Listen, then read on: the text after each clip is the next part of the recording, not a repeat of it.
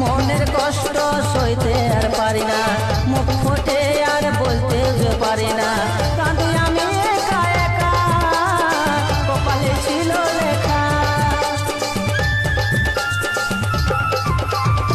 মনের কষ্ট সইতে আর পারি না, মুখ ফুটে আমি বলতে যে পারি না।